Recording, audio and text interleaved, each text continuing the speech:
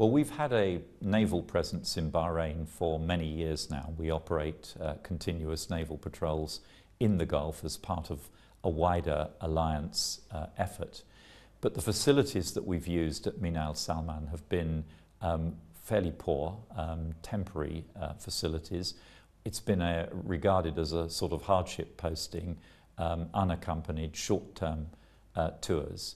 And what we're now trying to do with the Bahrainis is to establish this as a permanent base where people will come for longer periods of deployment, where we can service and maintain our ships here in the Gulf without having to send them necessarily back to Britain. And I'm glad to say over the last 2 years, since we first discussed this with His Majesty the King, we have been able to come to a solution where the Bahrainis are very generously financing the provision of more permanent facilities for us that will allow us to establish this base as a permanent part of our defence presence in this region.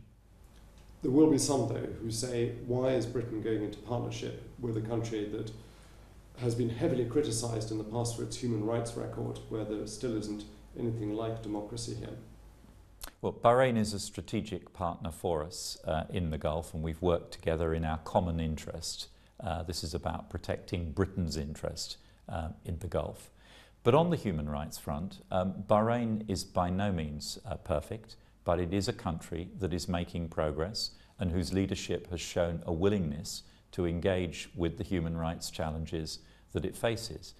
It's set up a commission after the events of 2011, and it has started to implement the recommendations of that commission, in many cases with British technical support. It's just conducted elections that were unfortunately boycotted by the principal opposition party, but nonetheless a new parliament has been elected, 14 of the 40 members of which are Shia members, 3 of them are women.